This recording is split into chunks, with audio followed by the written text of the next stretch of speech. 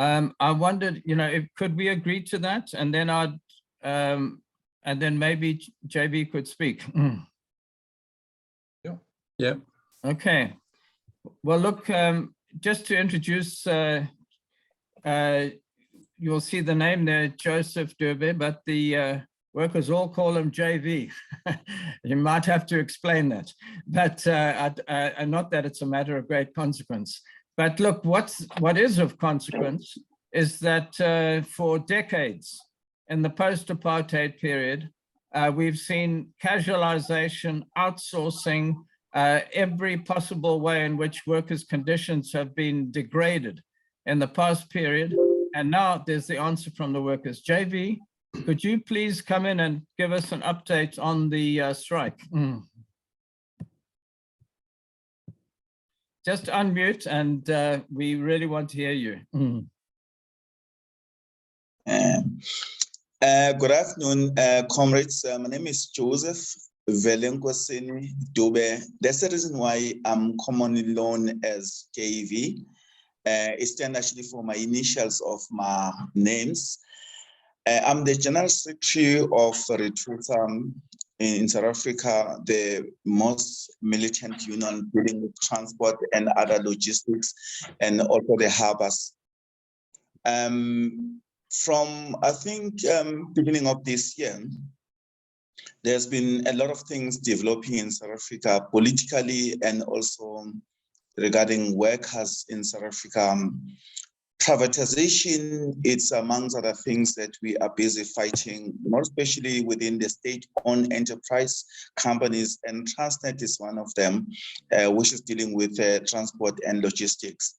Let me come on to the issue of wages and the strike that is going to commence on Monday. The unions in transport sector, more especially in Transnet, has been engaged in the very long-winded negotiations. What of surprise has been happening for the first time, Transnet says it doesn't have money. It was therefore offering at first 0%. It then moved on to 1.5%, which was the final offer. Retrusa is not part of the wage negotiations on the basis that we are not having enough threshold as required by the collective agreement between the two unions, which is SADAO, South African Transport Workers Union, and United Workers Union, which are two unions sitting on the table. We've been just giving briefs from time to time by management in terms of what's happening and by our colleagues from Mondo and SADAO. On the 25th of August, 2022, a certificate was issued by the Transnet Bargaining Council, which is a bargaining forum where negotiations are taking place. From then, there's been some sort of attempts to try and just settle the matter, but Transnet was very adamant to say, they don't have money. They are offering as a final offer 1.5%. Then the certificate was issued, as I've indicated earlier on the 7th of October, which was last Friday. What has happened is that the union UNTU has given Transnet the notice to commence with the strike. SADAO has just given a notice to commence the strike on Monday, which is the 10th, the Monday of tomorrow. We have also gathered as Retrusa with our membership on Saturday, which was yesterday. Our membership has given us a mandate to join the strike. It means, therefore, in Transnet, in terms of the work, which is moving of the trains, moving of the goods, transporting actually goods and services, some of them being exported overseas, more especially coal, where almost an hour, almost 200 loads of coal are loaded in the harbor of Richards Bay. The trains that are moving from Durban to inland to Gauteng, which is the fourth biggest province in terms of the GDP, which is generating almost on the GDP around the 35%. The harbor of Cape Town, the harbor of Noha, the harbor of Durban, which is the business in South Africa, all on Monday will come to standstill. The last biggest strike that we had in South Africa, more especially on the transport sector, was on 2010. So this is the biggest one, because things from Monday will be standstill. We are therefore waiting that Transnet will be coming on the table as early as Monday, because they cannot afford the strike. If maybe I can give the brief, the harbor of Durban alone, if it's standing for an hour, the loss is around 10 million an hour. The harbor of Cape Town, if it's standing, the loss is around 6 million. The harbor of Research Bay, if it's standing for an hour, it's around 9 million an hour. So South Africa cannot afford to have this strike. We understand that Transnet have given the revised offer as of Friday after losing a bid in the labor court, because they were trying to interdict the strike.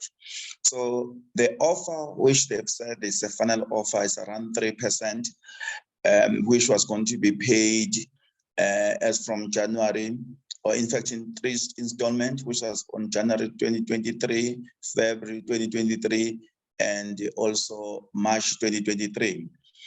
All the unions have just agreed that 3% on the basis of the circumstance of the economy in South Africa, the 3% is not enough. In fact, it is below the CPI, the Consumer Price Index, which is currently at 4.5%. So if you give 3%, that's next to nothing on a basis of the high rise of inflation in South Africa, where economically we're not doing very well. We've seen from last year around 1.5 million, from the COVID, which was COVID-19 started in 2019 up to 2021. We've lost almost around 1.5 million workers in South Africa. So things as we stand right now are not so good in South Africa, economically wise, and politically. There's a lot of things that is happening. I think if you've been just following the news, the president of the country, which is also the president of the ANC, Cyril Ramaphosa, was booed on May last year during May Day, and also onto the conference of COSATU, which was on the 27th to the 29th. A former general secretary of NUM, a former secretary general of ANC, who was coming from the union, was booed. In fact, he was stopped even to address the conference of COSATU. It was quite embarrassment. The president was booed and he did not address the May Day. The person who's coming from the union, who's got almost next to 25 years of experience, was currently the leader in ANC, and in terms of the portfolio, is leading the portfolio of energy. He was good, and in fact, he was refused to address the conference of COSATU. For the first time in history, the COSATU has not given a resolution to support the ANC onto the election. This is going to be a worst thing in South Africa if indeed COSATU, as they've pronounced, they are not going to support the ANC into the election. Mind you, the ANC will be having its conference on December this year. On 2024, the ANC will be, there will be a national government elections. And currently ANC is around 50% or 51%. So if indeed COSATU does not, which is the largest federation in South Africa with plus minus 1.8 million workers, if indeed it does not support the ANC will be losing the election dismally. As we also know that in 2019, we've lost a lot of big metros, like Johannesburg, City of Tshwane, Cape Town, KwaZulu-Natal. We are just in KwaZulu-Natal in Tegwini. We are leading actually the cancel or the metro through a coalition with other parties. So ANC currently is just standing on a very slippery position. Now, with COSATU pronouncing that it won't be, supporting the ANC, one is expecting the disaster in 2024. So things are not bad, are so bad in South Africa politically. And also there's been a lot of strikes, as now we're just having this strike of Transnet. There's been a lot of strikes. In fact, from July up until today, in South Africa, it was like a strike season. Most companies have settled at around 7%, 7.5%. Then you can imagine, therefore, if Transnet, which got actually almost 1.5 trillion assets in South Africa, if it's going to have this special strike, it is going to be very disastrous. This is some short report that we are giving as Retusa. On Monday, we'll be issuing a statement of which I think we'll be sending that statement to the media. And I think also Dev Hemsen, you will also receive that statement where we'll be pronouncing our position in support of the strike and in terms of what is going to happen going forward. I thank you. Oh. Right. Well, thank you, Joseph, for up to the minute and very crucial report. Our comrades from Namibia don't seem to have arrived. Any news, Bob? I haven't had any reply. I don't know if Nick got through to anyone. Roger, could I suggest Yes. that we continue? I've also sent communications, Bob. Yeah. And with a link. I Yeah. wonder if we could just pursue this discussion for a while. It's a critical turning point, if we dare say. Often we think about a turning point, but this really is one. And can I say, JV, that was a marvelous introduction. I know that there are some specific points which comrades internationally might not quite catch, and I'd like to just develop those more as explanation of your points and carrying forward the marvelous spirit that the workers are showing. You've just come from a meeting of dock workers yesterday. I could just imagine how inspiring that was. I just know our dockers are fed up to the back teeth with all the repression, the casualization, the cheap labor system, which is continuing in different ways, and the fact that stevedoring workers have been reduced to the most casual of casual workers in South Africa. When we started South African initiative from the early 1990s of a national dock labor scheme, and we fought and we fought and we fought again to do that, to eliminate all casual labor in the docks and in the transport industry. And we then had the ANC government saying, well, of course we'll do this, of course, but it never happened. In fact, now it's just a dream, and we have to fight again from the bottom up to be able to ensure that our workers have a decent salary, a firm job, commitment from employers, and all the benefits which workers can get through union organization. We've got the marvelous example of the ILWU, which even many years back had achieved something like $45 an hour in terms of its and negotiation. Our workers are lucky if we can even get 45 rand, and remember the rand is about a 20th of a dollar an hour. And this is what we're struggling for. We have dirt cheap conditions, total mismanagement, so that the railway system has been collapsing. Transnet, as you'll see from that link I've sent over, has been the main basis in which corruption, the distribution of state funds, all the funds which should be coming to the workers have actually gone to the Guptas, to secret connections with Indian businessmen, to people who are connected in dubious ways with the ANC, who are funding it and so forth. And then when all this is at a point of collapse, the workers are then blamed for asking that they can have a living wage. Unbelievable. And instead of that, they've been offered privatization. Now, privatization has argued that this is a form by which we can have rational system. At least profit is some way of judging whether a thing is working or not. But what we're seeing in privatization, first of all, we've never seen this in an efficient, rational privatization anywhere. And what we're seeing in South Africa is privatization to cronies to build an oligarch system in South Africa, which has already been started, and we don't want it seeing developed any further. In other words, all the pals of President Ramaphosa will be in the first in line, in the queue, I think is the way JV put it, to get the cash. And so they will be getting the plum jobs, the same apparatus, the same equipment, and now they'll be able to try and beat the workers back and back again to force new labor conditions, which will bring our workers into new semi-slave conditions, rushing to get a job every morning, as what we fought against in the 1960s and beyond.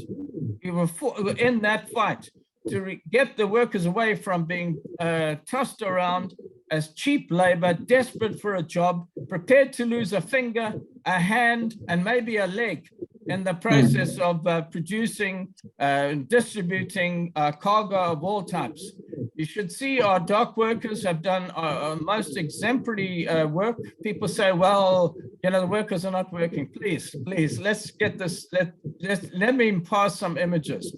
I've seen dock workers moving 50 kg bags, as in the past on the sugar terminal, and moving those into containers, 50 kg.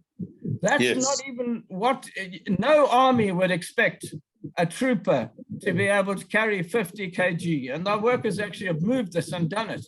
Please don't come with the idea that the workers are slacking off and there's anything like that going on our hubs. Our workers are hard workers. Our best trade unionists are those that really can manage the cranes, can manage the work, and they're proud of the work because they're not stock fee, they're not cattle. Yes. They are not the oxen that they've been called about in the past. They are workers who know how to work equipment and to run it as efficiently as possible if the equipment is there and if the system that they can run is there. We want workers' control. Workers know what the job is. They know that when the boxes, that the containers are standing 5 high, that's bad. That's bad news. Those containers should be moving. It's not that the workers don't know this. They know how it can be done, but the management is so grossly mismanaged. The software systems are terrible. The railway is not working in the past. Everything is collapsing and the workers now have to pay for it. Imagine that.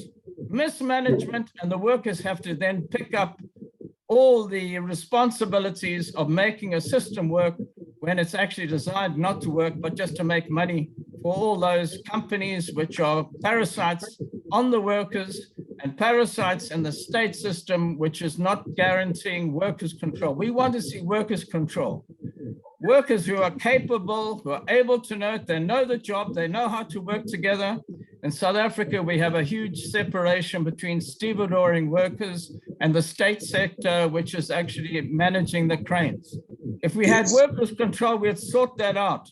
We'd have better communication systems. We'd know how to work like the ILWU workers in San Francisco and Oakland. They run the show themselves. I've been there with them. And you can see when they've been asked to remove something like 150 containers, they work it out themselves, how it's done. They know how to make it run smoothly. I've seen production there, productivity, which I almost scared to see because they're so efficient. Our guys could do the same. Not that we want to be slaves to productivity. We certainly don't want to be slaves to capital, but we do want to see our country, our people benefiting from trade and the movement of goods, and to manage the system of production and distribution through our own hands to be able to uplift our people. We've got 12.5 million people unemployed. Yes. Why should we tolerate this? Why should we then cut down on the workers who are employed and pass over and turn that 12.5 million into 20 million unemployed? We are refusing to do that. We will boo those ministers off the platforms and tell them to footsack. That's what you shout at a dog which comes to bite at your heels. Footsack, get away. And that's what we'll tell them. We do not need them, but we then have a huge challenge. And this is something I'd like to throw out to all the comrades. We've got the challenge of international solidarity. Where one is standing up, support that. Rise up, stand up. That's what the workers are doing in South Africa and internationally, but we do need that support. We want to know that we are not going to be knocked around. We're not going to see the army coming in, taking over. Not that they will think about that because they can't trust the army. I know the army would actually sympathize with the workers. Or the police coming in with their Marikana, with submachine guns and all the rest of it. I've seen that in the harbors. It's not going to happen. We are wanting to be able to bring the docks under our control, the railway system to improve it. Can you believe it? Let me just throw out something here. They bought, I think it cost something like 58 billion worth of trains. Those trains could not fit into tunnels in South Africa. Of course, yes. They were completely wrong. They wasted 58 billion on trains. Now they're trying to get the pennies back and say, well, it was cheating. Of course it was cheating. They cheated themselves through corrupt outsourcing. And they're outsourcing to our dock workers. And when our dock workers organize, they get gangsters in to come and kill our workers. I've got a record of our comrades who have fought in the past and fought in the present. And maybe it's not updated as it should be, but they are prepared to kill, to beat up and to kill our workers when they're coming out on strike or when they are organizing genuine trade unions like Ratusa is standing. I hope to see comrades, you know, like Tetwa. Tetwa is one of the workers who worked with me. I'm back in touch with him again. I think you'll know him. I think he's still up at Richards Bay. Whenever there was a difficult job to be done, they'd say, where's Tetwa? We need this guy. We got to get the ship unloaded and moving. They call on Tetwa. When it came to work and to be able to get the workers to cooperate and to sort out a particular crisis on the docks, they would call on Eric Nkosi. He was previously a president of a union that we tried to set up and then was broken down through the most, well, I won't go into the horrors that we've been through. But Eric and Tetwa and all those marvelous workers, they are tops. They are brilliant workers. They can turn everything around. Why shouldn't those workers be in on the management of a system instead of being faced with destitution, outsourcing, and humiliation in a post-liberation country? We fought apartheid, we've won that.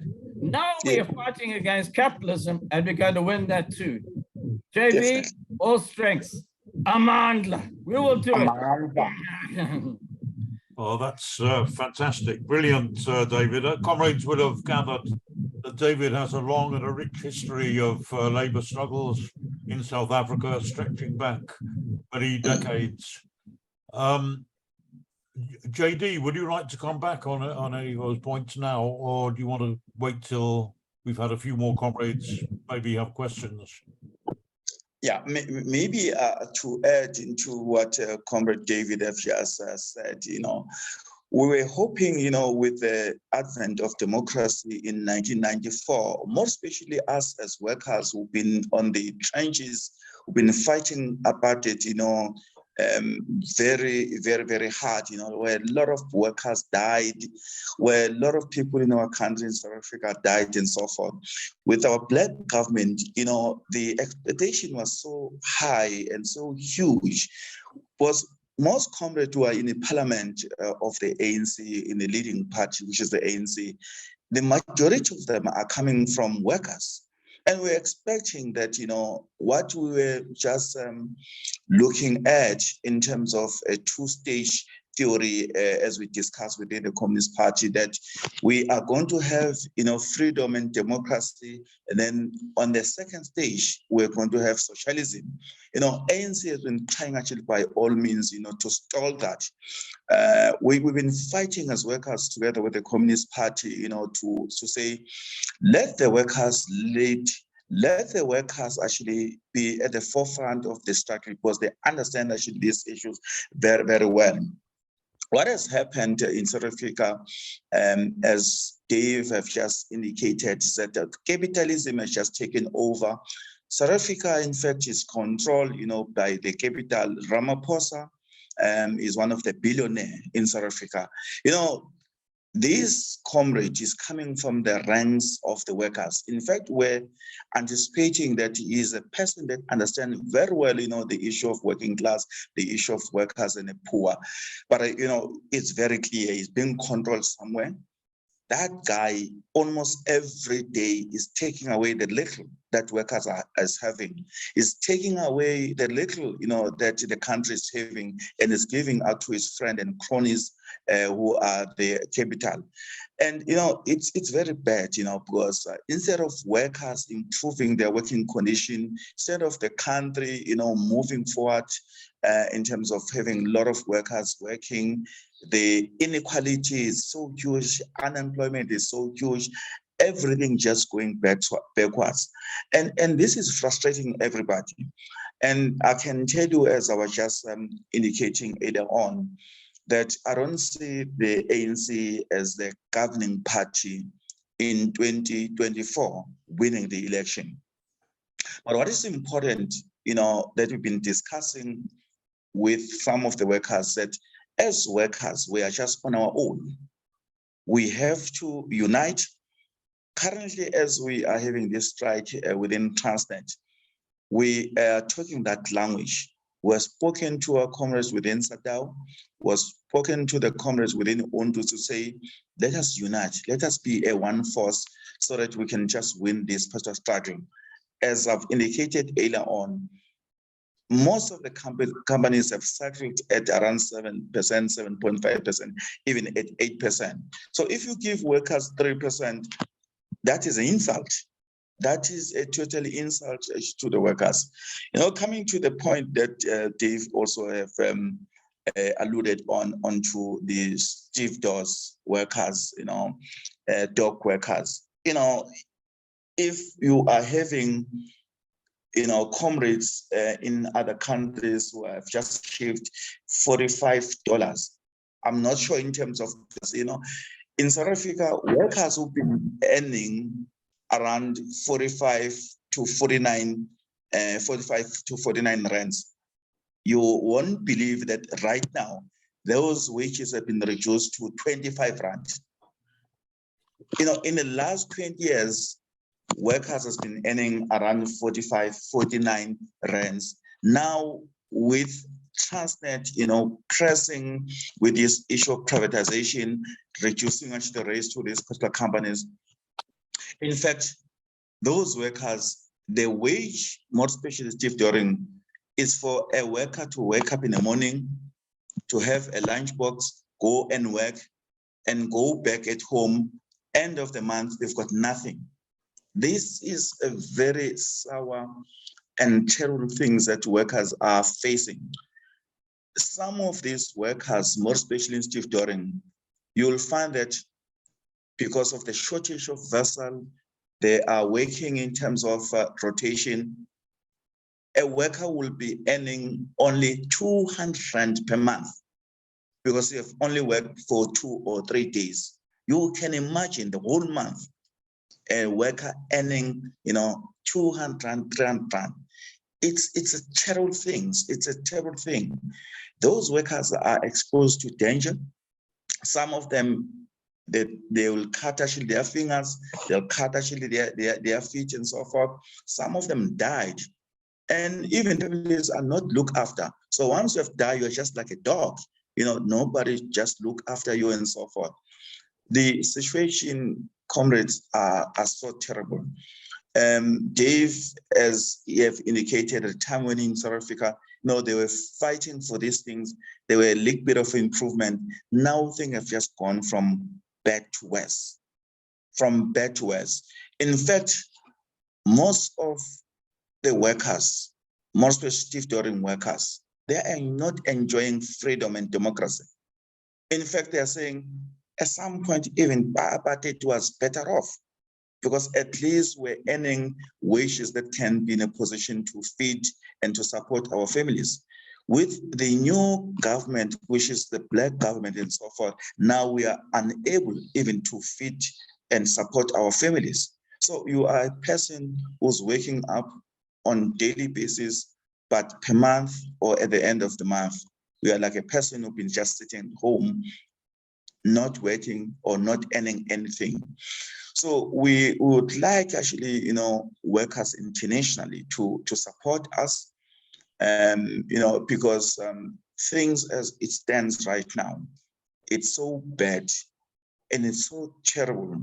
Working condition of workers, more especially in the harbor, stevedoring workers and so forth, it's so bad. On 2018, we engaged onto the strike. There was promises that they were going to be integrated with Transnet. Nothing has happened up to so far. All what we are happening now, right now, is a privatization where new companies are going to come and take over the Pier 2, which is the very busiest department in terms of container terminal. They're also going to take Pier 2 in Durban. The private company also, in terms of the presentation or the privatization that they want to implement, they are going to take a port of Ngoha, which is in PE. Government invested around 5 billion in terms of building that thing. 5 billion. Now a private company is going to take over. They have just promised workers to say there will be no change of working condition. There will be no change of contract of employment and so forth. We know they're just lying. There's no investor that's going to come over and take all these workers, because government has been subsidizing actually this particular company. So we know when a new private company come and take over, first and foremost, as we know in terms of our experience in the history, is going to reduce workers. Secondly, we know wages of workers are going to be reduced. These are the things that we are currently fighting. So we are busy right now. We have declared a dispute with Transnet. We are busy engaging with them because they're saying, guys, let us engage onto the table. We are working with these other two unions, which is SADAW and ODO, in fighting this particular. At least we are together as workers in terms of those particular issues of privatization. And it's a huge issue in South Africa. I think if you follow the news in South Africa, you will know what has happened to SAA. SAA, which is South African Airways, has been taken over by the private company. Almost 99% were retrenched, 99%. These new companies that have just taken over SAA, they are steady but surely taking those workers back with half of the salaries that they used to earn. Half of what they used to earn. It's a kind of terrible things. Eskom, we are currently experiencing load shedding. There's a possibility that majority of workers in Eskom might be retrenched. In fact, the whole companies which are state-owned companies, they are in a disastrous mode right now. It's a disaster. Everything that we have fought for, everything that as trade unions we have worked up to the point of improving the working condition, all those things are reversed.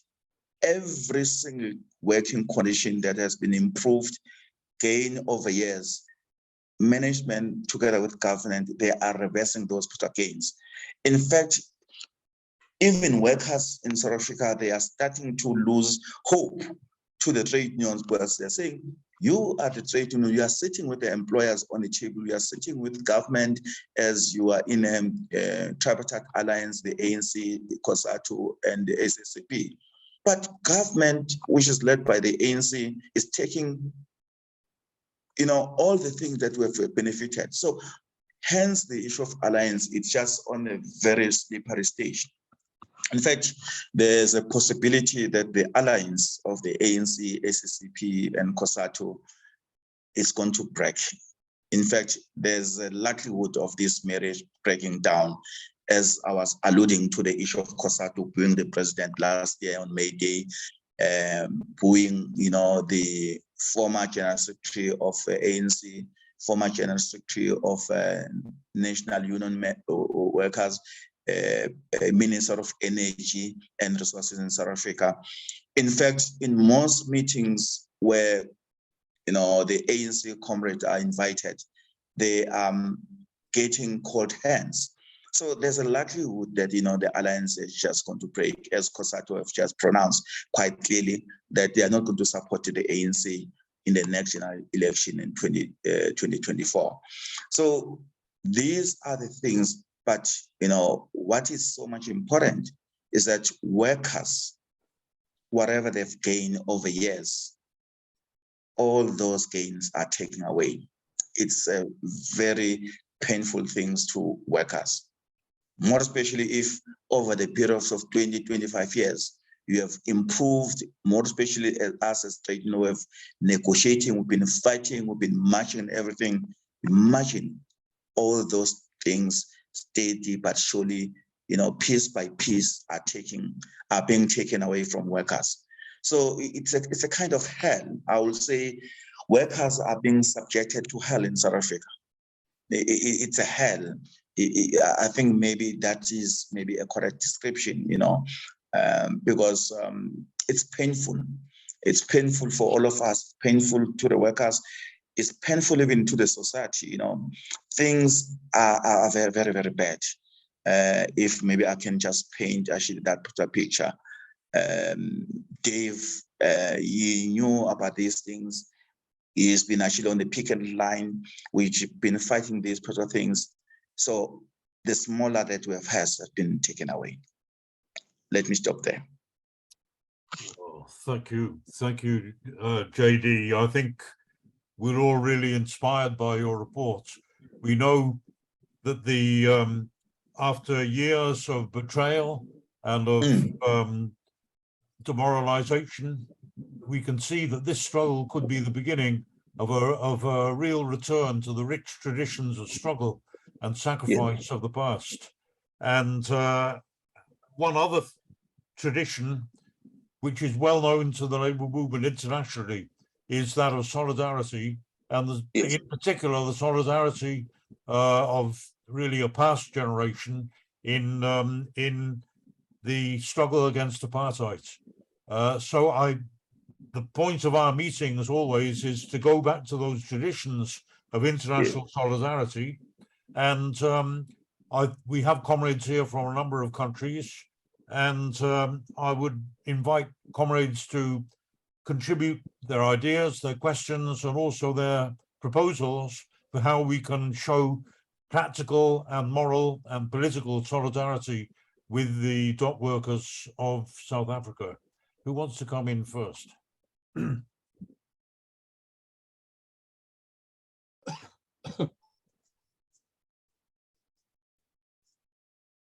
think perhaps we're all overwhelmed by the power of the contributions we've had so far. Yes, Steve. Steve. Yeah, I think that obviously this struggle in South Africa is of world importance because the South African working class has played a very critical role internationally.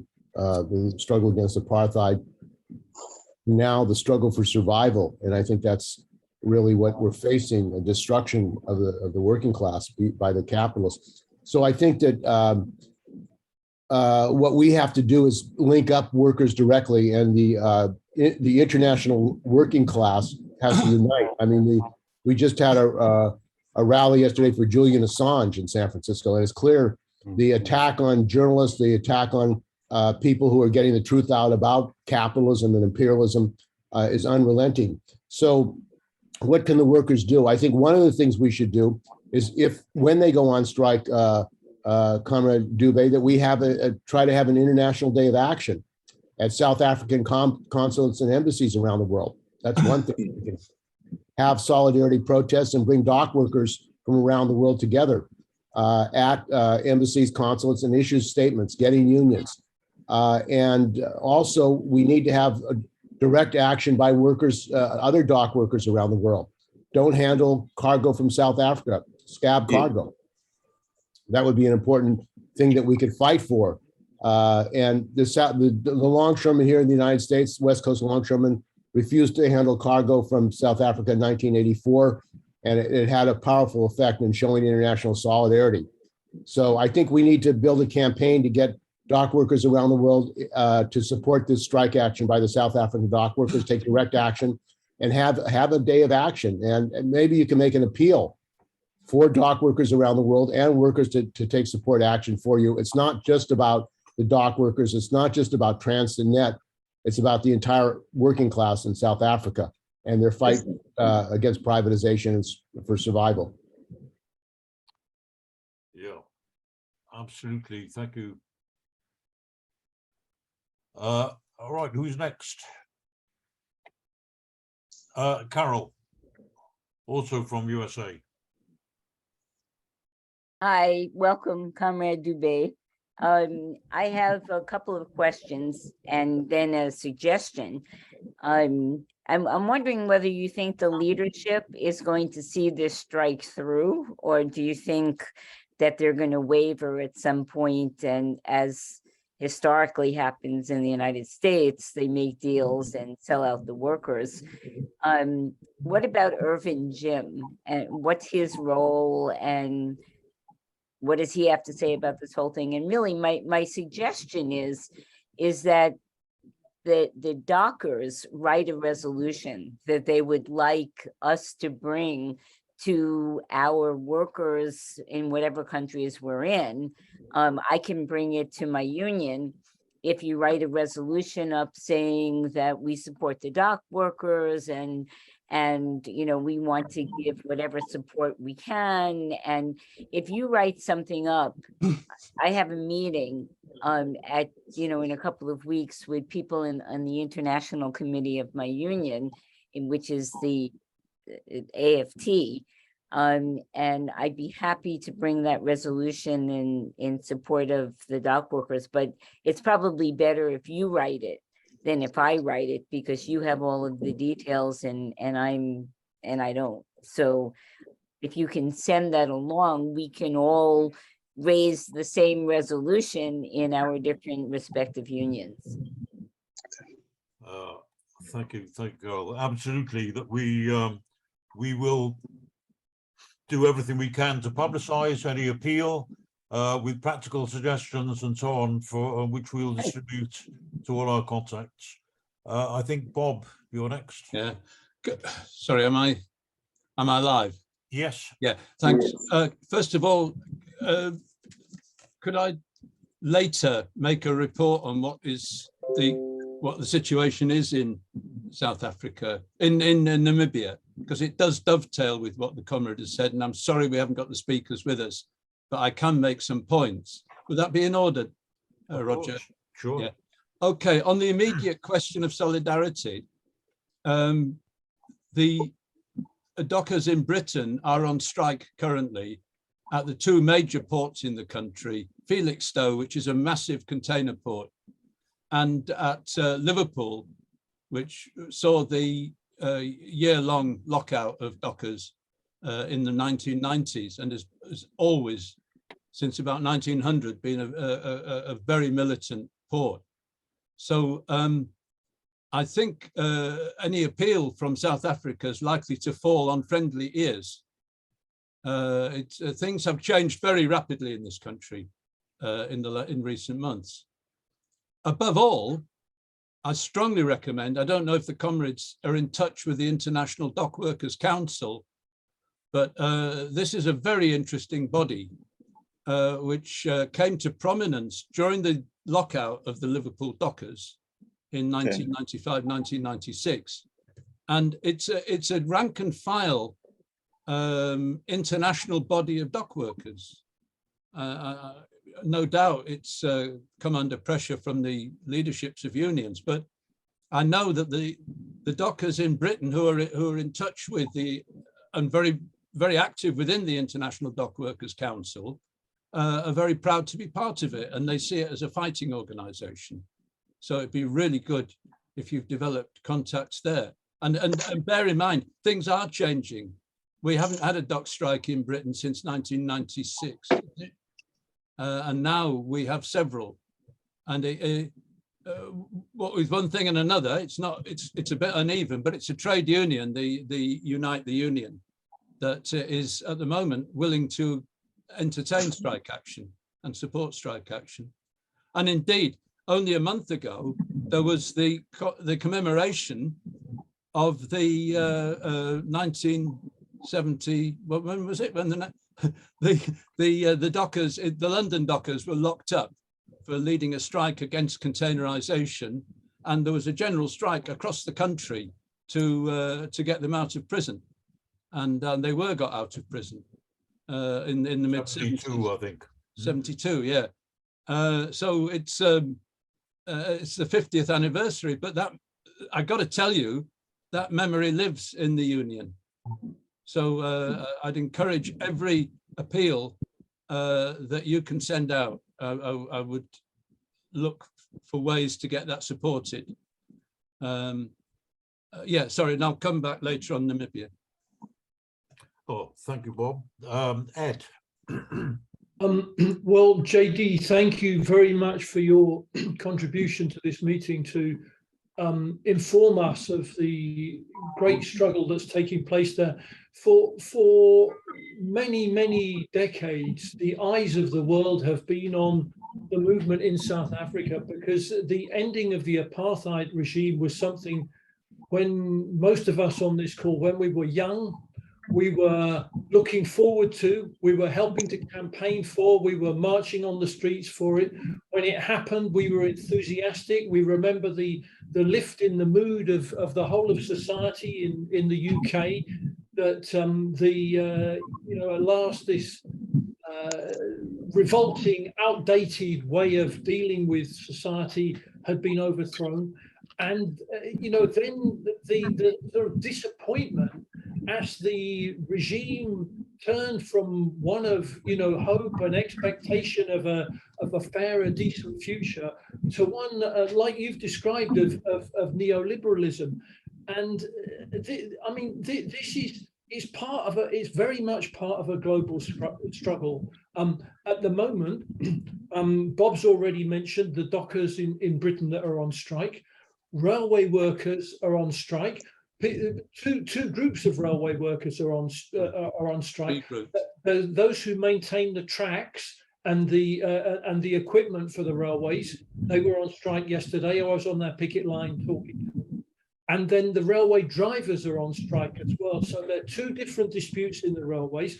Post office workers are on strike, all of these strikes are defensive strikes against attempts by the employers to reduce conditions, to revert the conditions, to break down the conditions that trade unions have won over generations.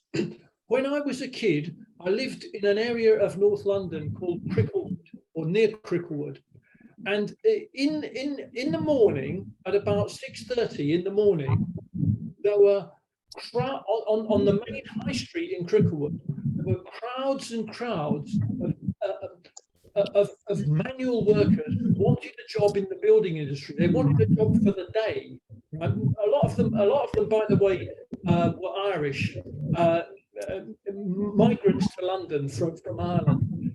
And lorries would turn up from building sites, and these lads would have to try and more or less fight with each other, prove to the people owning these different building companies that they were strong enough and willing enough and enthusiastic enough to get a day's work.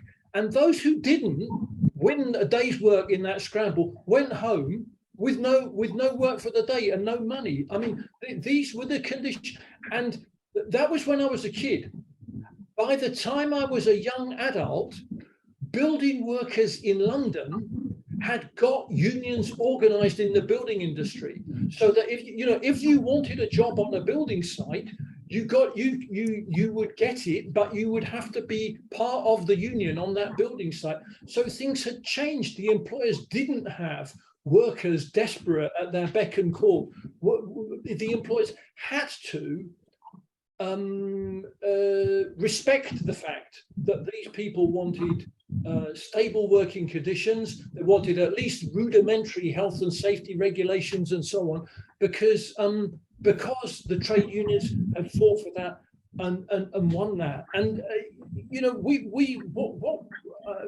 what we see is an attempt now by employers in the UK to turn things back, to weaken the unions, to break down the unions. And so, what you're describing is part of the same struggle as the workers in the UK are facing here. And I'm absolutely sure, Bob's mentioned, developing solidarity, getting a message out and so on. If you produce a message like that, all the comrades in this call can take it to the workers we know locally in the trade unions, on the picket lines and so on, and we can begin to build that solidarity, because in the last analysis, what discussions like this have to do is work towards building an international organization of the working class that can fight for rights and defend rights and defend working conditions at an international level, and ultimately through that lead to the improvement of society by workers being involved in the control and management of industry across the world. Thank you, comrades. All right, thank you. Thanks, comrades. Nobody else has got their hand up. Maybe Bob, if you're ready with your report on Namibia. It'll obviously be briefer than it would have been, and less detailed, and have less of that Comrade JB's report had, that sort of physical presence. Anyway, I want to start with the statement last year by a very leading member of the Southwest African People's Organization, the ANC of Namibia. They were having a get together to discuss why they were so bloody unpopular. And somebody raised that there ought to be a better move towards socialism. And the leading member of, I think it was Gengop, president, leading member of SWAPO said, no. We used to believe that nonsense, but the Chinese came and told us it's not right. You have to go for capitalism. And that's a really telling, it's a really telling statement. Now, the comrades we're in touch with in Namibia never had any illusions in SWAPO, I've got to say. They found them allied to tribal chiefs, had no roots in the working class, and was full of opportunists. And furthermore, they went around internationally telling lies about the people that were actually leading the independence movement. Good liberation fighters of different sorts, but they were told, it was spread around the world that SWAPO was the only real liberation movement, and it wasn't. Now, I want to take up three big issues of class struggle which have happened since the independence. First of all, like South Africa, Namibia is a mining country. It depends for a lot of its income on mining, and the Tsumeb Copper Corporation up in Tsumeb in the north center of Namibia was a big mine and smelter of copper. And in the late 1990s, there was a very big strike at Tsumeb, and the miners union of Namibia is a big union, it's an important union. And I'll tell you about this strike. There was a security force in the mine an armed security force. But the guys that were going on strike knew what they were, and they got to the armory where they kept their weapons before the security force could. And the security guards, as the strike broke out, ran across the veldt like hares, like gazelles. So you could get the temper of that movement. And they won a lot of victories. But they came up against international capital. Tsumed was declared, it was a loss-making firm. They made it into a loss-making firm, actually, the people running it. And the workers were eventually all made redundant, retrenched. But they were promised certain things. And above all, they were promised that they would get their fair share of the pensions. And there's been a scandal ever since because mine workers in the Tsumed mine workers do not get their pension. They do not get it. And although they're now dying out, their younger generation, which relied on that pension because there's 40% unemployment in Namibia, is also taking up that fight. It's a big fight. But the relationship with the union is a funny one, because when the committee of retired miners went to the Mine Workers Union of Namibia office in Windhoek to try and sort things out, they were told that the national secretary of the union wasn't available, but they should come back on Saturday the next week. So they came back Saturday the next week and they said, "Where is he?" And the reception said, "Well, he's not here, and his message is you must never come back again."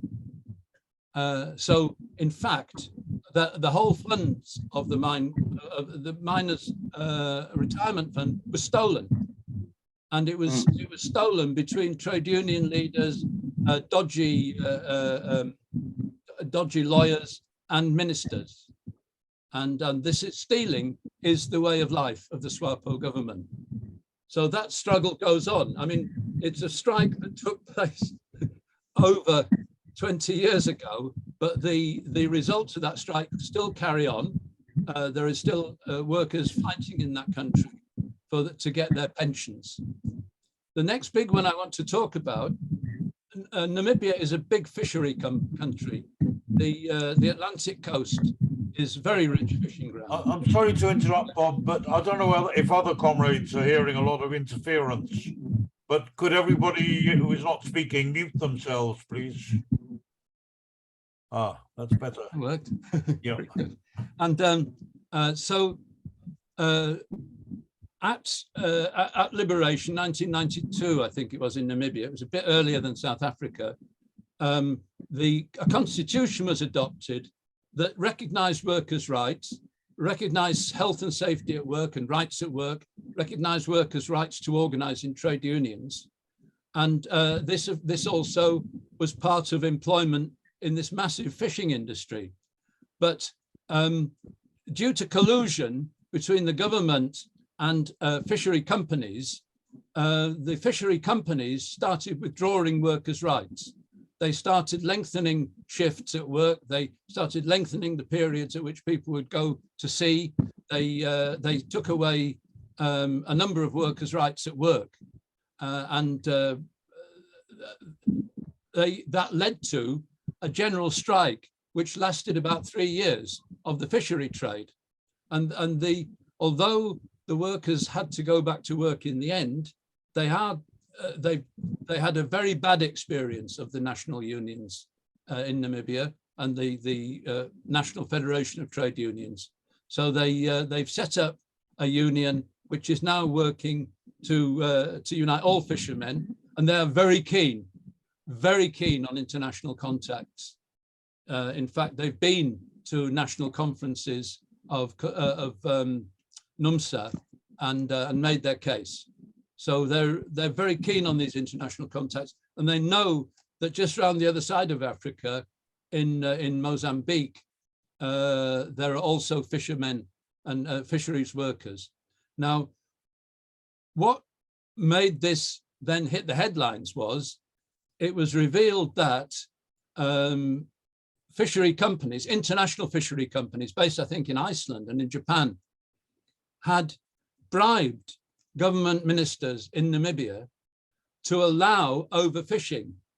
So the companies that were taking away workers' rights were also breaking the law where it came to taking fish even off the spawning grounds at the times of year when fish are spawning and you have to leave them be to get the next lot of fish. But these companies were just steaming ahead. And there was the bribery was so rampant. At one point, a man was caught in a canoe paddling across a river from South Africa into Namibia with millions of rand in the canoe to hand over to a government minister. It's absolutely rampant, and it stinks. So that's then where the fishermen are at, and they're always, I think, eager to talk to. I think they mainly speak Afrikaans. It's not a group of English-speaking people, but they can be approached. The next group was the shop stewards at Rössing, the uranium mine, which has a long and very militant history on the coast there, where when it was a Rio Tinto owned mine, the workers organized their union and they got international support. At one point, they were on strike and they wanted to boycott the movement of yellow cake, the uranium ore. And I know that the Liverpool dockers voted and imposed a ban on the movement of yellow cake from Rössing.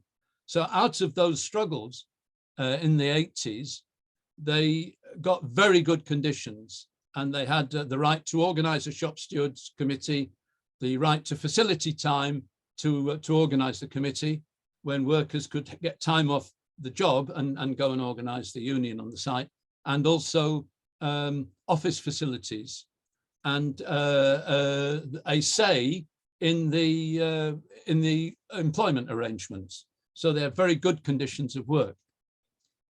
Then the China National Nuclear Corporation bought the Rössing mine off Rio Tinto in the about nearly 10 years ago, 8 to 9 years ago. And in their arrangements that they made, they swore by everything that is holy that workers would continue with the same conditions and would not lose the rights and conditions that they had. And then only after about a year after the takeover, then they started moving in on workers' conditions. They started populating the middle management with people that the company chose to make life really difficult. And then they started picking on people's rights, for example, their sickness benefits and so forth. So the shop stewards started protesting about that, started a campaign against that, and they all got fired. And they're currently going through the labor court in Namibia to get their rights back. So out of that experience, there is already a workers' advice centre in Windhoek, which has taken up the issues of the miners, and in Tsumeb and the pensioners. And by the way, I missed out in the corrupt liquidation of Tsumeb Copper Limited. Many of the assets passed illegally into people's hands. So a businessman who gave a backhander to some of the former management of Tsumeb Copper got ownership of a compound, what had been the compound for contract laborers under apartheid. This guy got the ownership of this place and he set it up as a hostel, quite an extensive site, lots of people living there. There is a real housing problem in Namibia. Most people like to live on their individual earth, their site, but people can't get them. So they went and lived in the hostel, and the conditions are very primitive and not very good from the health point of view. And there has been a rent strike there, while they've insisted, first of all, to find out who actually owns this place, because they don't think it's the guy that's taking the rent off them. And secondly, to get some decent conditions. And quite recently, a special police force, which has no say in that area and no say in that condition, in that set of conditions, came and turfed them all out.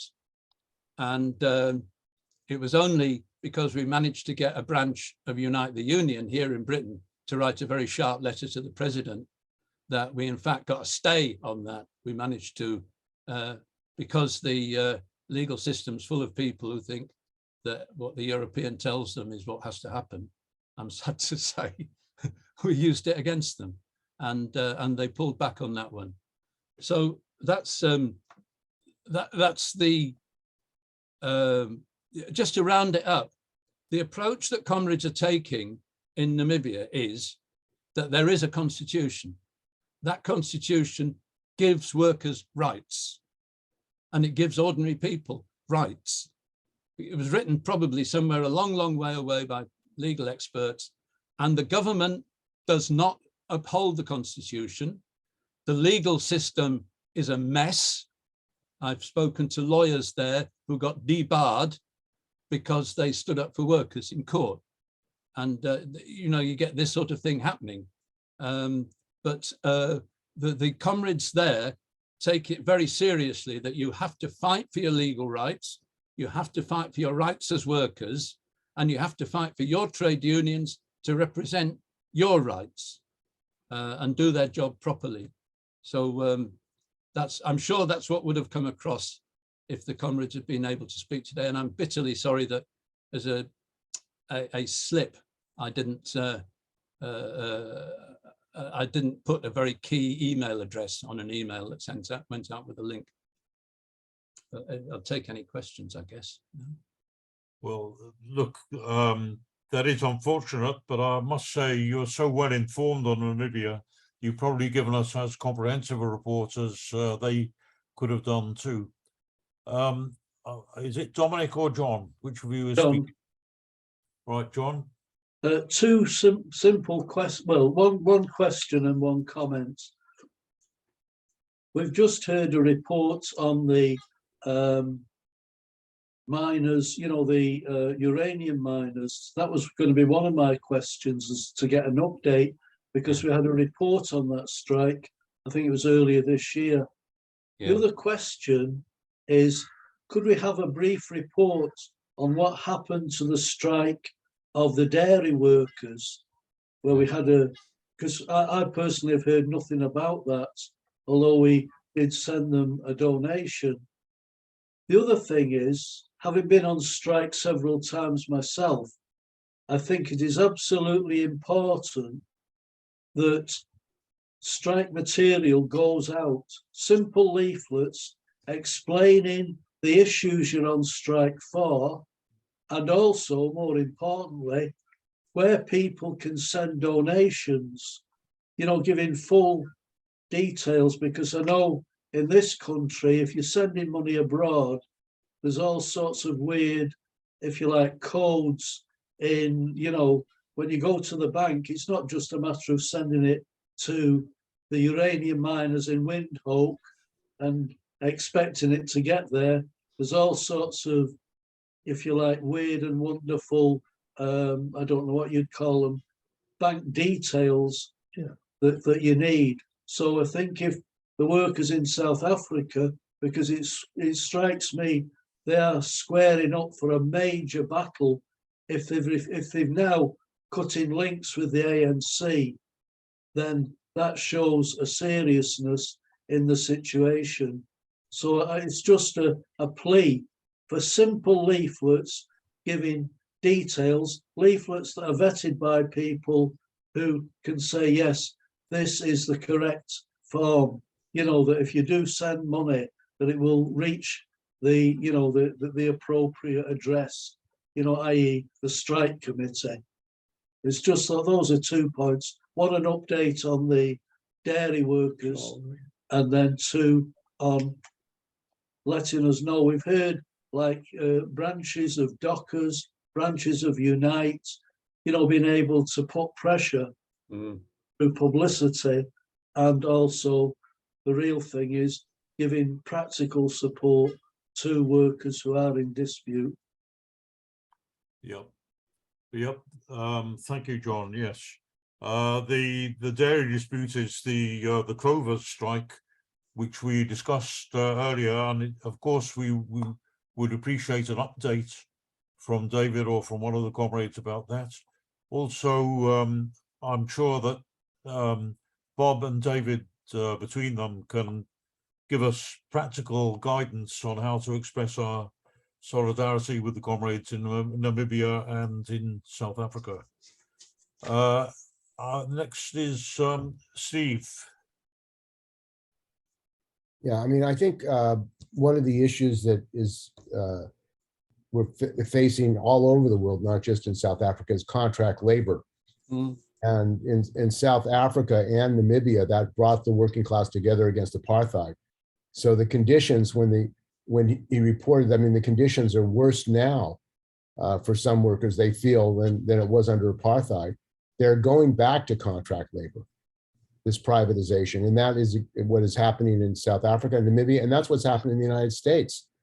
Independent contractors, workers don't have enough to live, and they're basically being marginalized, the working class. So I think that the political problem is that the unions, the global unions, are not acting globally. Not only the question of fighting contract labor and privatization, but also wars, imperialist wars. The United States is spending billions, 60 billion, over 60 billion for the war in Ukraine, and people are dying in the streets of the United States from healthcare, housing. So it's an explosive condition.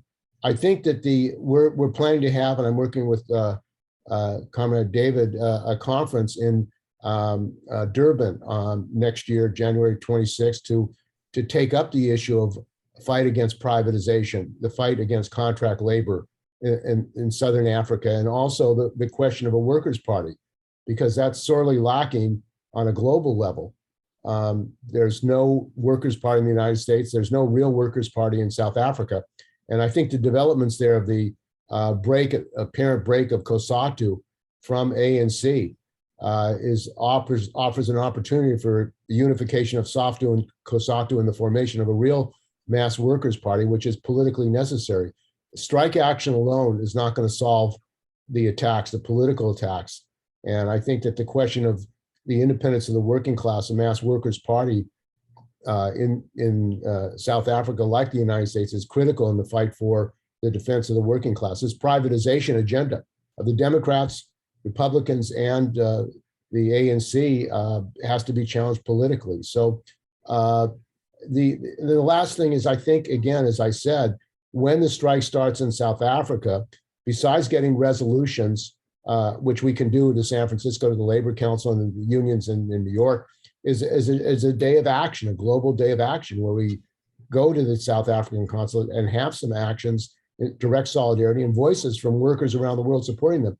One of the things about the British strike, dock workers strike in Felixstowe and Liverpool, and there's been no appeal from them, as far as I know, for international action. Why aren't those unions calling for international action with other dock workers around the world? There should be an international dock workers strike against privatization, against union busting. It's going on a global level. And I think that the reason is that they have a nationalist perspective. And this is crazy for dock workers who are dealing with international corporations, multinationals around the world. They're dealing with the same shipping companies globally. So really what's needed is global action, linking up all dock workers and longshore workers around the world. And that's something I believe we should fight for and work with these unions for.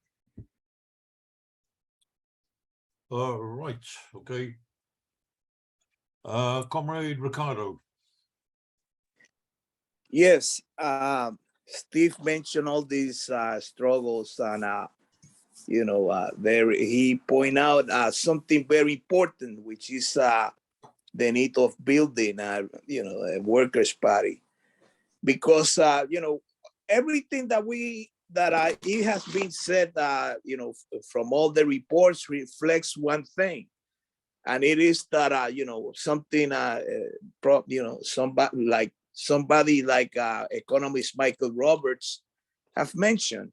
You know, the capitalist class, capitalism as a system is in a big crisis.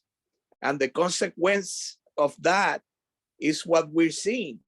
That not only, you know, group parties like the ANC, etc., are doing what they're doing, is that also, you know, labor parties, reformist labor parties around the world, they have been conceding to the capitalist classes of their own countries. And, you know, we have seen the rise of fascist groups, not only in Europe, I mean, also internationally. Even in countries like the Dominican Republic, we have seen the you know, the rise of, you know, a movement called the Antigua Orden Dominicana, which is a group that, you know, claims allegiance to Mussolini and Trujillo, the dictator that ruled the Dominican Republic in the first decades of the 20th century, supported by US imperialism. And we see it in Brazil that, you know, the reformist Workers' Party of Lula, which, you know, it was a party that when it was in power, did collaborated with privatization and helped the United States leading a military force of the OEA in Haiti. And, you know, in Brazil, the right wing has risen to the point that they do control the Brazilian Congress. And, you know, there is a lack over there of a revolutionary alternative, like in everywhere that we have mentioned, that has been mentioned during these reports. So certainly, one of the priorities that the left and revolutionists around the world is to build revolutionary, you know, workers' parties, because, you know, the reformists are not going to be able to defeat the rise of fascism, and they will not be able to deal with the economic situation that is happening. And the bourgeoisie doesn't have anything to give. That's what, you know, they are, you know, arrogantly fighting and trying to push back, you know, all the crumbs that we have obtained through worker struggles throughout the centuries and years.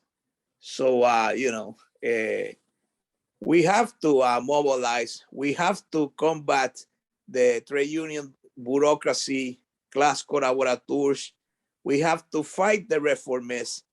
And, you know, we got to claim the revolutionary heritage of, you know, the Communist International during the times of Lenin. That's all. Okay, thank you.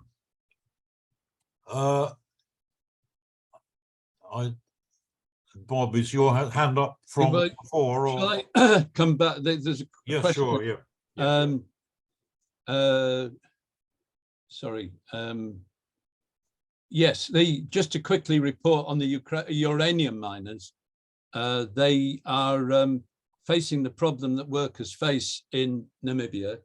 Their union is not giving them a full measure of support, and the government, there is a system similar to our system of employment tribunals. There's labor courts, and they're being held off each time they try to get their case into court and reclaim their rights, because their rights were broken by China National Nuclear Corporation, and they get held off. Now, these are men who might be the only men in their extended family that have a job. They've kept a whole extended family going, And bit by bit, they're starting to try and find other ways of making a living. And even bizarrely, the China National Nuclear Corporation has put in a bid where normally workers would make a claim for loss of earnings under these circumstances. These workers were suddenly told, they got a solicitor's letter saying, please tell us how much you've been earning sweeping backyards or whatever they've been doing. You know, it's bizarre. Anyway, and it's been very disheartening for some of them.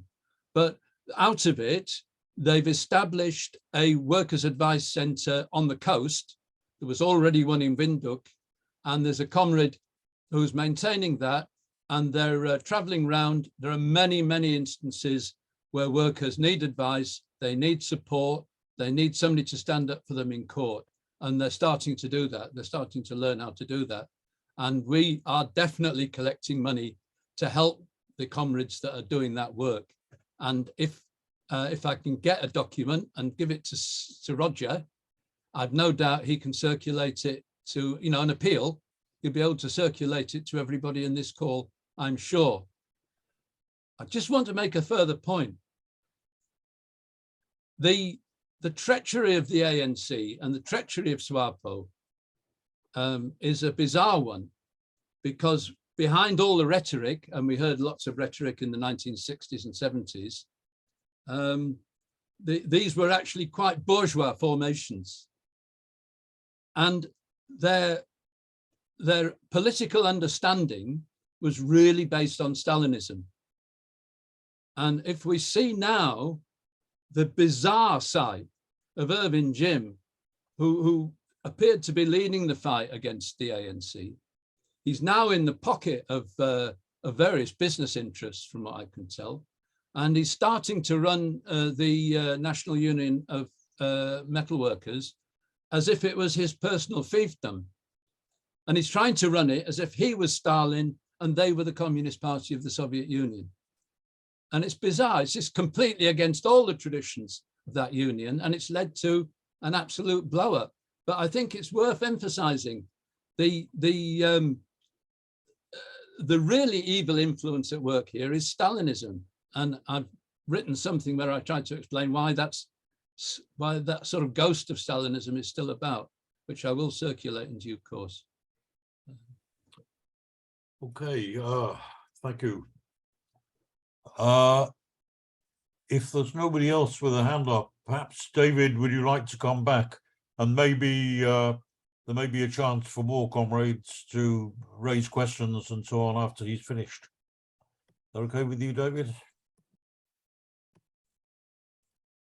Yes, I was pausing because I was hoping to get the resolution out to everybody.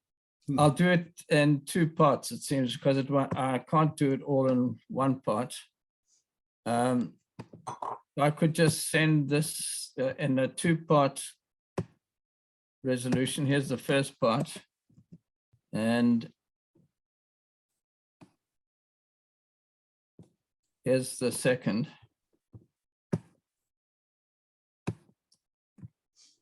If you need more time, we can circulate it later. Yeah, no, I wanted to get out now, just so that it's right there. If anyone can take action, even you know, from even today or tonight, because I keep forgetting it's night somewhere else, and tomorrow. That's important. That more or less will be, you know, what the resolution would state. But please let me speak first of all to answer some of the questions. First of all, can I say, Bob, thanks for the summary of the enormous struggles that have taken place in Namibia and the absolute degradation of the idea of liberation, which SWAPO stands for. I was in London a few days back, not at my own behest, but struggling to you know, get my travel documents in order. And I happened to go to a party of people who were on the Namibia Support Committee. In 1970s, the late 70s, one of them told me there were certain developments taking place. in SWAPO. And I pressed and pressed them, but they were true to the revolution, in inverted commas, and they refused to say. What was actually taking place was the slaughter of combatants, of those fighting against apartheid. And the SWAPO was putting its troops down to support reaction in Angola, the counter-revolution in Angola. And none of this is yet clear. It's so mind-boggling that actually, if you said this to anybody, even if you say it to anybody today in South Africa, they will want to hit you in the head and beat you up because the truth stands defiled. In other words, no one can accept the truth that the illusions that we had in these nationalists, corrupted through Stalinism, but actually also acting on their own behalf because they're all rich men now, and few women, they've decided to take the money and to degrade the idea of the nation, of democracy, and of any independent workers' action. And it's succeeded for a while in degrading the state. All the marvelous opportunities for reform have disappeared, and now we're groveling and having to take the working classes having to take all the pressure for the mess, the colossal mess that these nationalist leaders have done. Of course, it's all on a capitalist basis. They'll deny it 100 times. They'll even be anti-imperialists. They'll criticize America. They'll do all kinds of things. And the next day they'll do the very opposite. Bonapartists, but with a very clear logic towards their funding of their families, sending their kids to private institutions, taking millions for themselves, and building an elite which is hostile to the very idea of workers' struggle and any workers' form of independence. And this is very confusing for African workers for a while, until piece by piece, every bit of information comes through about what's happened. At the beginning, most people will swear at you and say it's absolutely, you're telling lies, until eventually it comes out in court messages and court decisions and so forth, when they found just how corrupt these people are.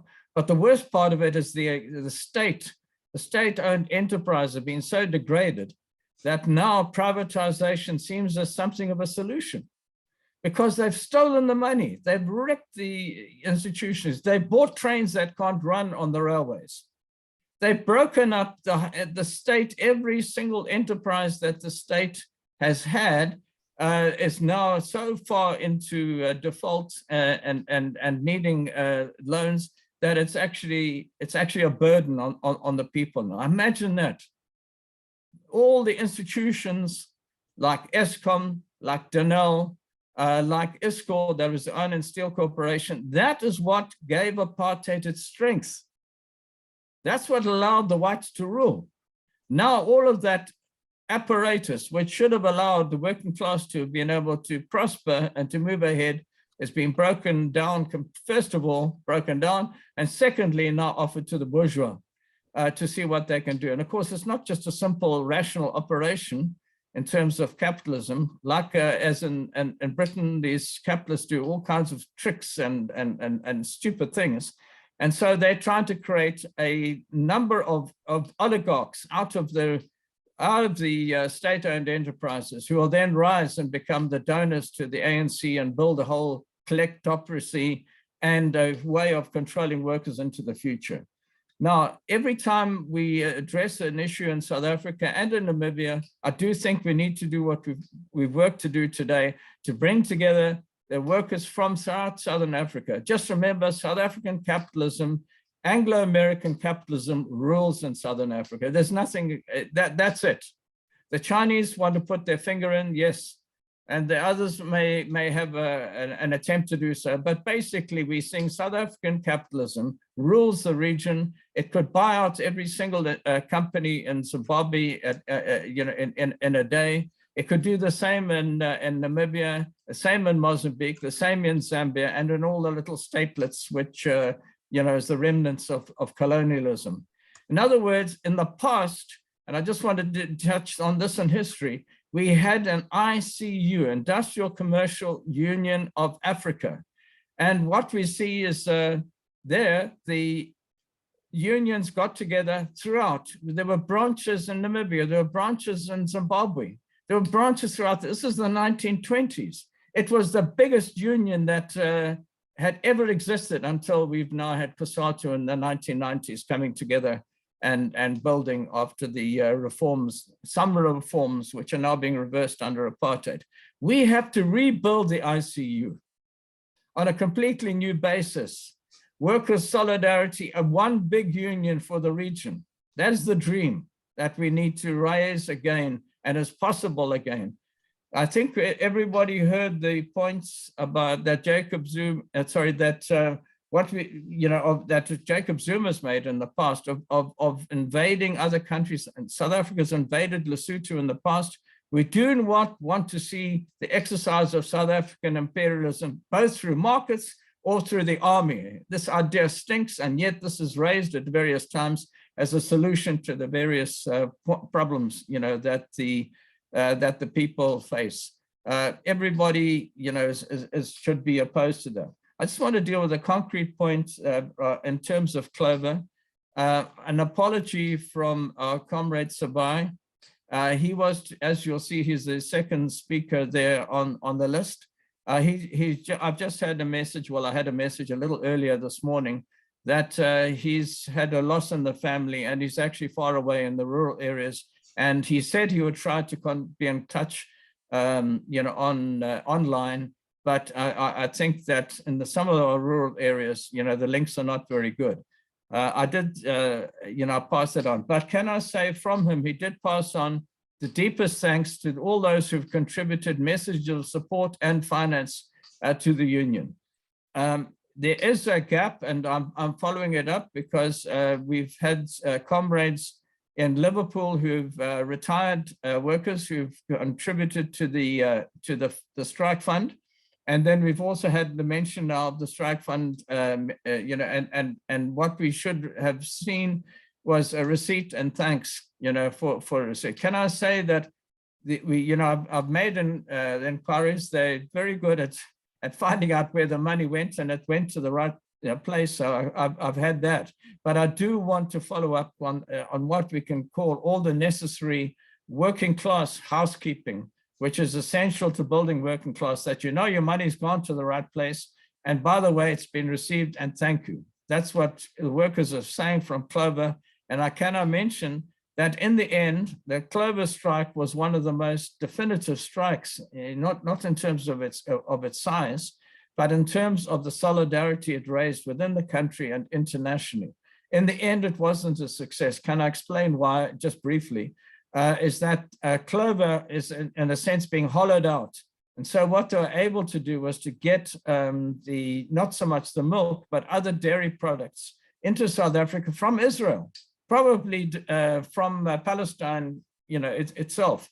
And so we've seen, every trick in the book race.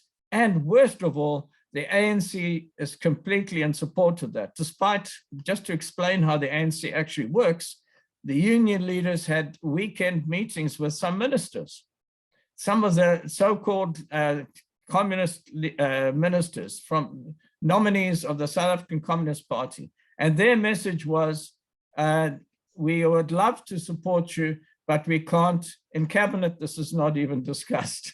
So, talk about a fig leaf participation. In other words, they couldn't lift a finger. They couldn't lift even their little finger to give support to the strike and to insist that there be a full reporting on the state support, which they have given in the past to Clover. Clover has been presented as the investment of a decade. In other words, that Israel was prepared to invest in South Africa, and this would create jobs. In fact, well, we've lost jobs. We lost the strike in the end. We have to be frank. We fought hard and we fought well, but we didn't get the result we wanted. But please, the memory lingers on, and that's not the final statement. If I could mention something more now, this is the question, JV, and by the way, it's the V is for valor, I suppose, not so much JD. Anyway, he mentioned that the ANC is run out of support from the working class. It's not as though there's been a break yet. It's just that they've behaved in such a disreputable manner. They've opposed everything the workers are fighting for, and therefore they've been booed off the platform. And he mentioned this hiatus, that in 2024, the ANC is going to lose. There's no doubt about it, but it will be losing to bits and pieces of bourgeois parties. Now, how can we possibly do that? So in other words, the camouflage of some form of workers' control through the Communist Party and through the trade union and so forth, that was all camouflage. That's all being withdrawn. And now we can see the naked ANC and no one likes it. It's a pot-bellied, fat old man that nobody wants around. So now they will reject that and come up with all kinds of other bourgeois formations, which are a little bit trendy radical, a little bit anti-American, a little bit radical in this way or other, but fundamentally based on the idea of breaking up the state, taking what they can for themselves, and then privatizing, even if they deny it every single day. That's the only plan, except that privatization will not be called privatization, it'll be called Black empowerment. How can you deny Black people the right to be capitalists if they want to be? Well, if they want to be, is the state actually opens up the door for them to walk in and to take the lot. And so they're looking at ways in which they can turn privatization into a Black liberation thing, and actually workers will lose throughout, the process. But now the ANC is exhausting its support from the working class. Every Stalinist under the sun is trying to bolt together some other way, either of continuing the workers' support for the ANC by giving it a radical gloss like Black empowerment or something of that kind, or build another workers' party, which is not a workers' party. In other words, build around the Communist Party, which, can I just give you some insight, in one of the really strongest working class community in Durban, recently someone resigned from that branch of the Communist Party because he said, all they discuss is who's to get the contracts, the outsourcing contracts from the municipality. Can you believe it? Communists discussing that and doing it too and becoming rich by having their Communist Party card. It's like the Chinese Communist Party. It's a business opportunity. And so we have to break completely with the South African Communist Party. All illusions that this two-stagism or even the word socialism hardly ever appears now. Instead of that, we've got all kinds of pseudo reforms, which are nothing like that, and no defense of trade union and the working class struggle.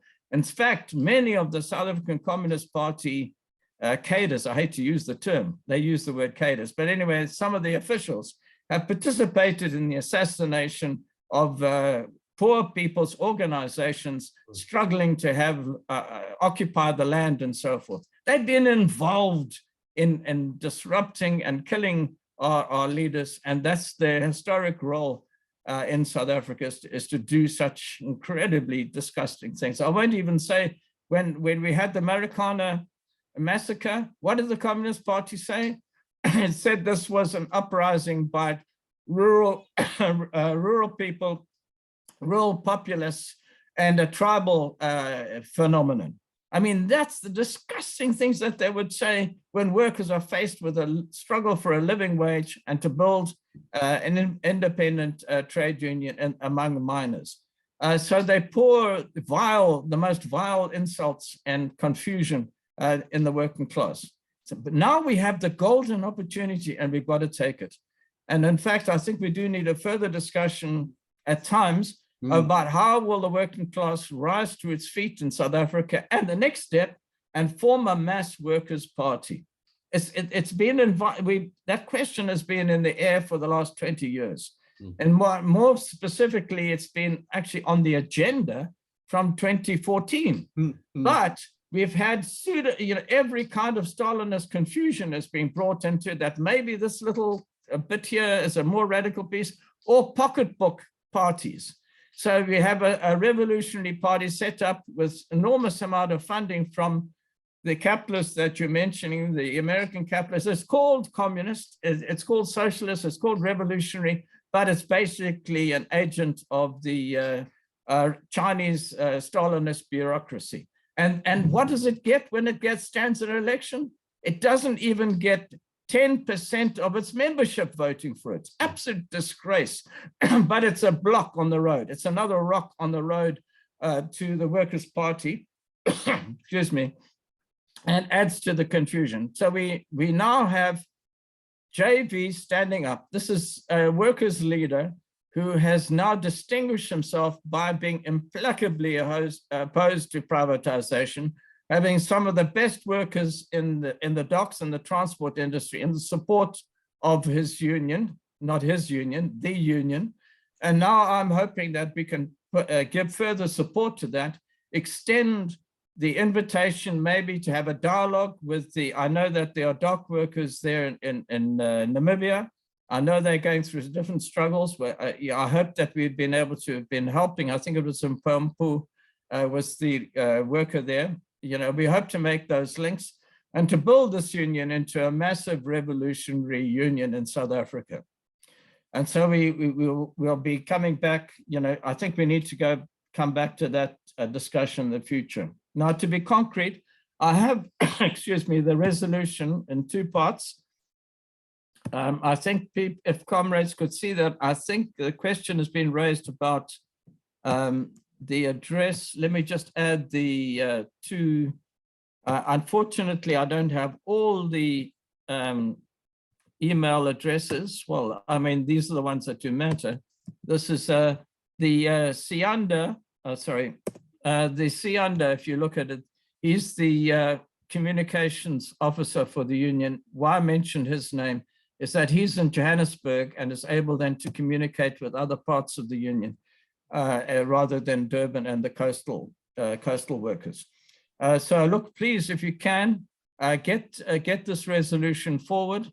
JV has been in touch with me as we've been speaking. He says, thank you from the depths of his heart for the opportunity to speak to workers' leaders internationally and to socialists, and that he is looking forward to be able to exchange further and to report on developments. So we have a very positive reaction there. If we could get the interaction going, Bob, with Hewitt and the comrades in the advice office and the struggles going on there, that'd be marvelous. We want the two-way process. It's not one-way solidarity. We want a two-way solidarity, and to develop that further. We're looking towards a real development, and I'm getting more enthusiastic about this every day. In January coming, there's an open invitation from JV, from Ratusa, and from all the unions that are combining in and around Ratusa to come to Durban to celebrate 50 years of struggle. In Durban, backwater, as though it sometimes is called, it was a real colonial center in the past. We've had the biggest mass strikes in the country.